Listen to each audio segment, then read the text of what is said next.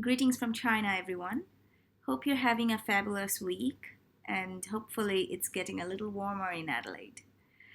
Um, so, this week we will be discussing part two of measuring and reporting financial performance.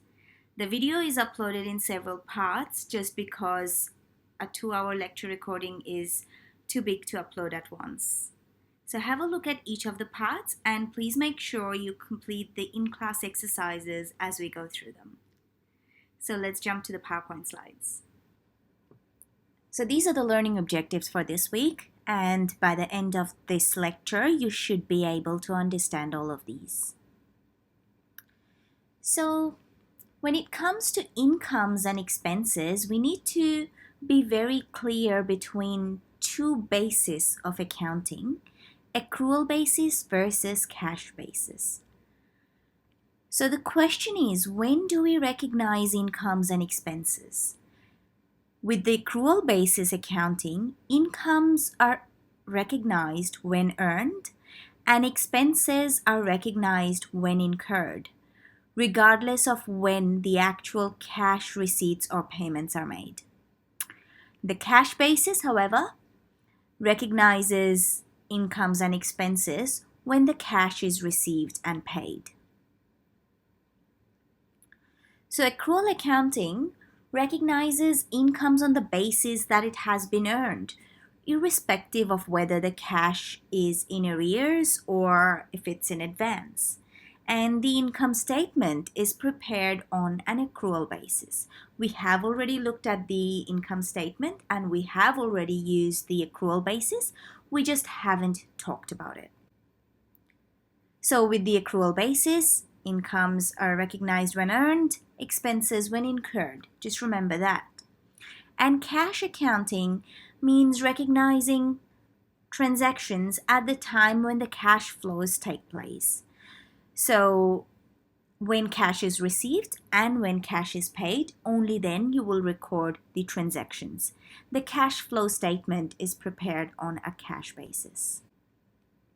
So for example, you start work on the 23rd of June and you complete the work on the 30th of June. You quit that work on the 30th. But you receive the wages at a later date on the 7th of July. Cash basis accounting will receive this cash receipt $200 on the 7th of July. But you've actually earned the income before. You've earned the income when the services were provided. So the date when you completed the work, that's when you've earned the income. So cash basis accounting will recognize or record that cash income on the 7th of July, but the accrual basis will record that as an income on the date that the work was completed, so on 30th June, regardless of the fact that the cash was not received on 30th June. So you can clearly see that there is a big difference between accrual basis and cash basis accounting. With accrual basis, we're recording an income even though we have not received the cash yet. But cash basis will only record that when the cash is received. Let's now look at recognizing expenses. So let's say you have a monthly phone plan starting from the 1st of June and the plan ends on the 30th of June. You get your bill on the 15th of July, but then you pay the bill on the 30th of July. So 30th of July was the date you paid the cash. However, your expense was incurred at the end of June when your monthly plan ended. So on 30th of June, that's when the expense was incurred. So with cash basis accounting, we will record the cash payment. But with accrual basis accounting, when we record this transaction in the income statement, we will actually use the 30th of June date because that's the date your plan completed and that's the date your expense was incurred. So in terms of recognizing revenues, a key issue in the measurement of profit concerns the point of time when income is recognized. Think about when a motorcycle dealer would recognize revenue on a customer sale. Would it be at the time the order is placed by the customer? Or would it be at the time the car is collected by the customer? Or would it be the time when the customer pays the dealer? And the point chosen will have a major impact on the amount of revenues and profits recognized in a period, because the order could be placed in month 1, car could be collected in the second month, and the customer could pay the dealer in the third month. So therefore, the profits and revenues will be very different based on when you're recognizing it. The main criteria to recognize revenue is that revenue should be recognized when the amount of revenue can be measured reliably and when it is probable that the economic benefits will be received.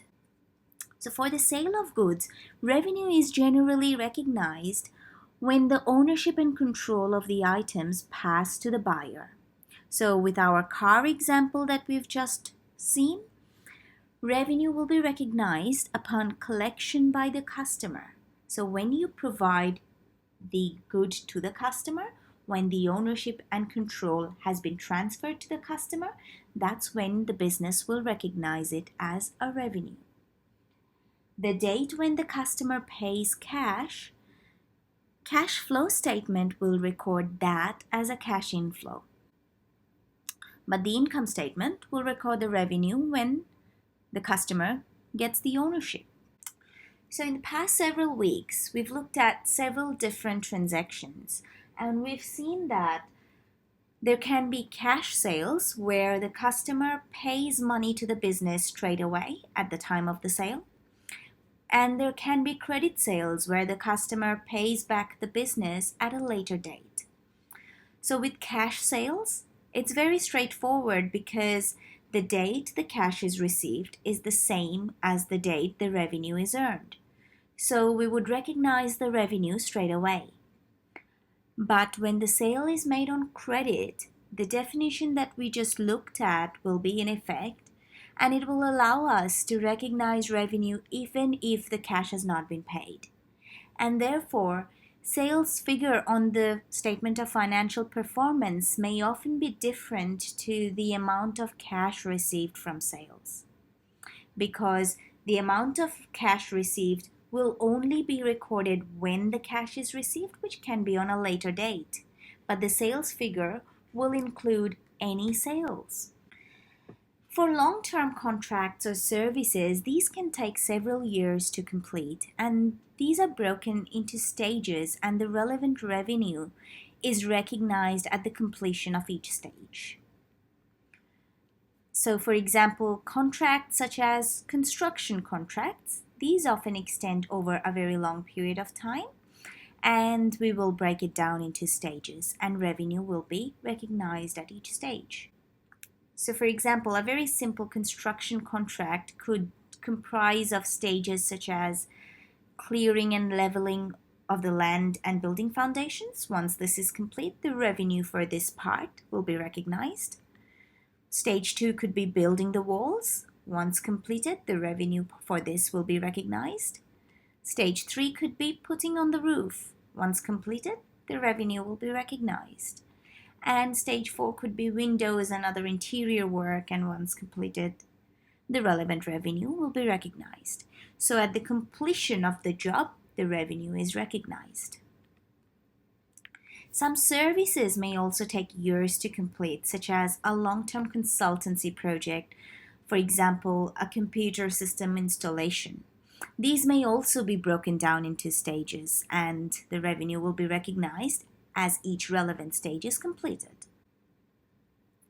And some services are to provide a continuous service to the customer, in which case the revenue will be recognized equally over the period of time. For example, it can be a monthly service and the revenue will be recognized monthly. For example, think about renting. When you rent a house, you pay monthly or fortnightly. So the revenue is recognized per fortnight. So it's a continuous service offered to the tenant by the landlord. So if the two situations that we mentioned above are not possible to do, then the revenue will be recognized at the completion of the entire service. So now you know that with accrual-based accounting, we recognize incomes on the basis that it is earned, irrespective of when the cash is received. So when is revenue earned? Remember what I said. Revenue is earned when the task is completed by the business, so when the relevant good or service is provided by the business. We've already looked at how revenue is earned with the transfer of ownership or control. So let's have a look at some examples. Customer buys a washing machine at Harvey Norman for delivery in a fortnight. Pay on delivery. The revenue will be recognized on the delivery. The fact that the cash is also received on the same date is just incidental. Even if the cash was received on the day the sale was made, the revenue would still be recognized on delivery because delivery is the date when the transfer of ownership is occurring. Airline tickets paid for before the flight. You usually have to pay for an airline ticket at the time of booking, and then the flight or the service is delivered afterwards.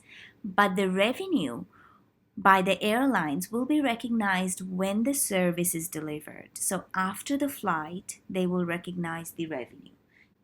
They will recognize the cash received on the earlier date, but the revenue will be recognized once the service is completed.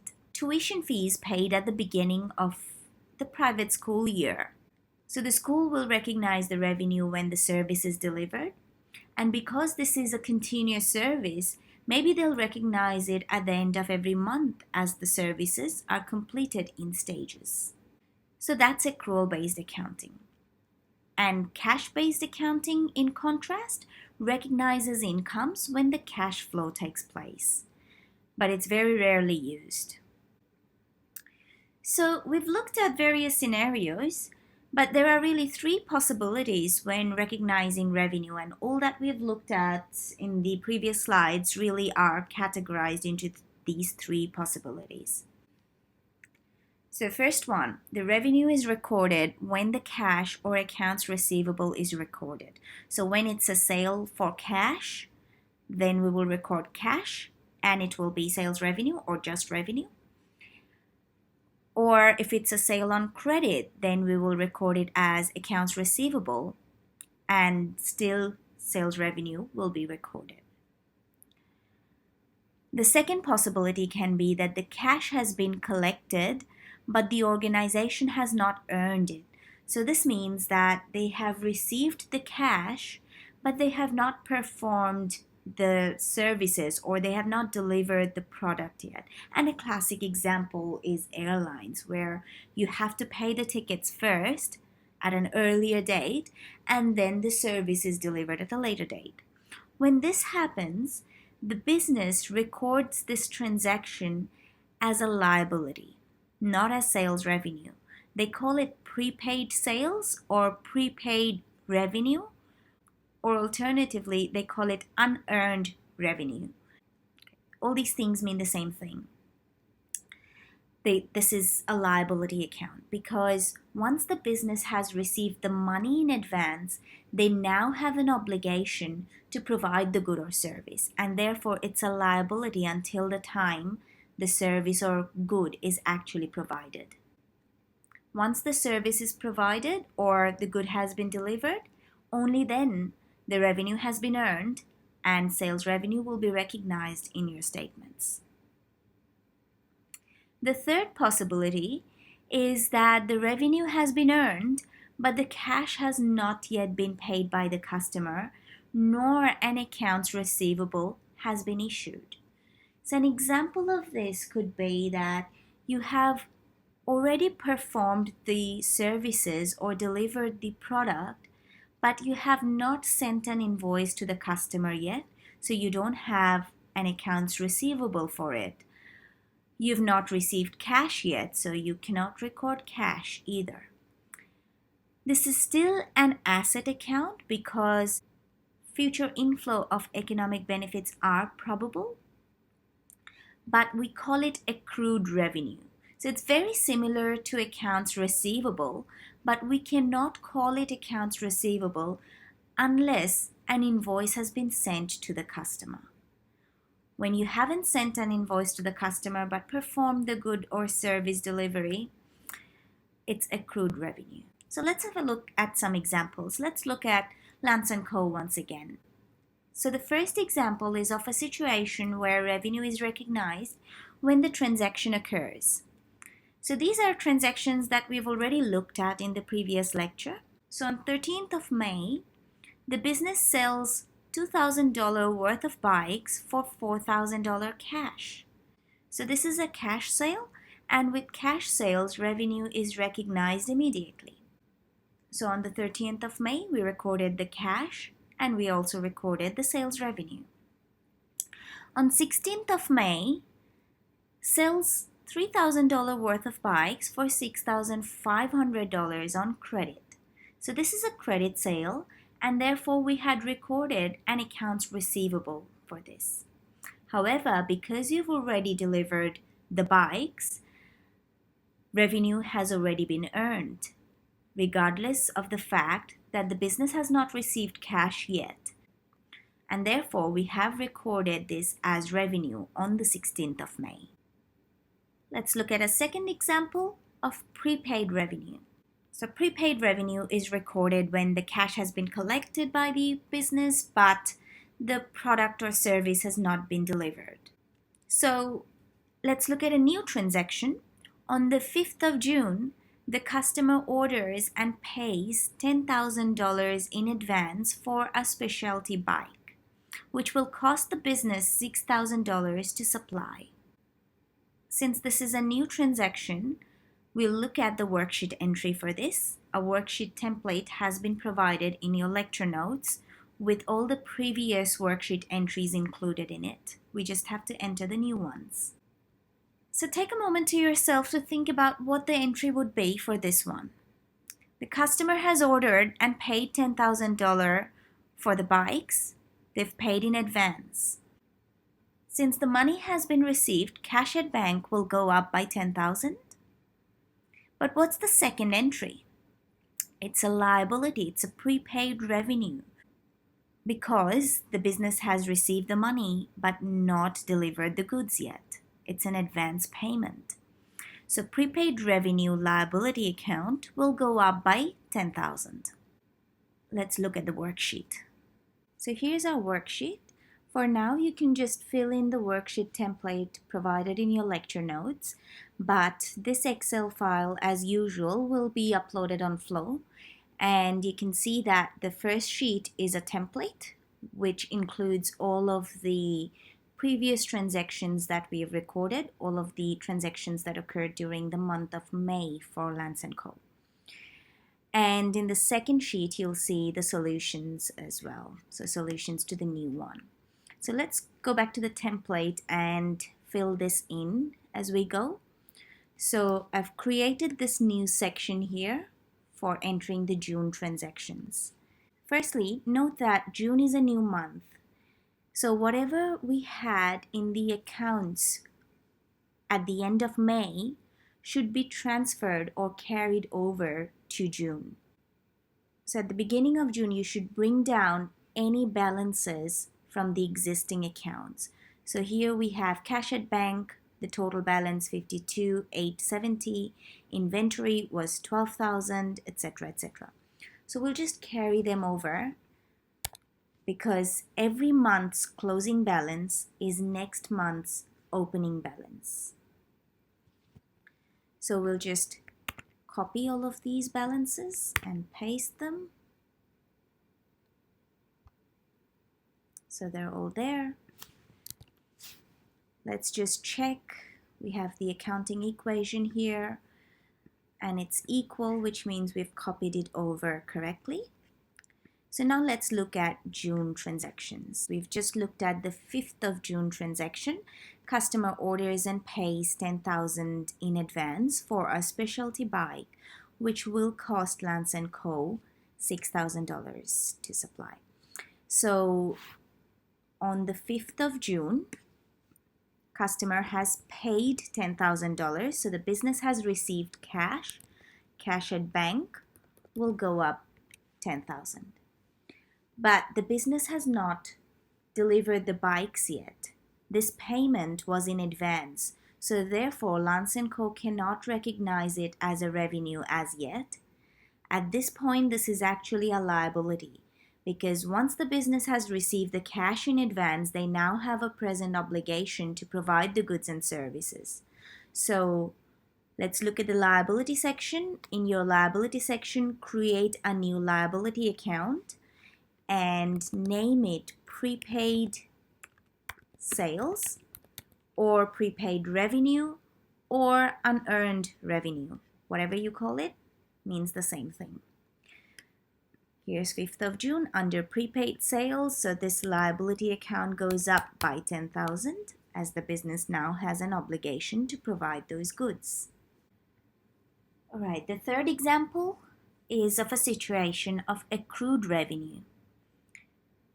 Accrued revenue is recorded when the revenue has been earned, but the cash has not been paid by the customer, nor an accounts receivable has been issued by the business. So on 8th of June, the customer signs a contract for Lance to give bike safety lessons at $200 per month to students over the next 6 months, to be billed at the end of every month starting from the end of June. So pay attention to this one because this is completely new. The customer is signing the contract on the 8th of June, but there is really no transactions taking place on the 8th of June that we need to record. The services are provided, the bike lessons are provided for the month, and at the end of each month, part of the service will be recognized because the monthly service will be completed at the end of each month. So really, the revenue will be earned at the end of each month over the next 6 months. So therefore, at the end of June, on 30th of June, sales will go up by 200 because the revenue for that month will be earned on that date. Also note that the business is supposed to bill the client at every month, at the end of every month. So they haven't really sent an invoice yet. At the end of the month, they need to send an invoice. So at the end of the month, you do recognize sales of 200, but because an invoice has not yet been sent, there's no matching accounts receivable. You cannot record this as accounts receivable. It will be recorded as accrued revenue. So very similar to accounts receivable, but the only difference is the customer has not been given an invoice yet. So here is accrued revenue, which is also an asset account. That will go up by $200. Now note that all these are true for the end of June because as I said just now, on the 8th of June, nothing really happened except signing the contract. So all of these things, the sales going up and the accrued revenue, will have to be recorded on 30th of June. And of course, Lance will need to remember to invoice the $200 per month at the end of the month and record the revenue. And once they have invoiced it, they can record it as accounts receivable. But unless they have invoiced it, accrued revenue. They're both asset accounts though. All right, since this is also a new transaction, let's enter this into our worksheet. We already know what's happening. Sales is going up 200. Accrued revenue asset account is also going up 200.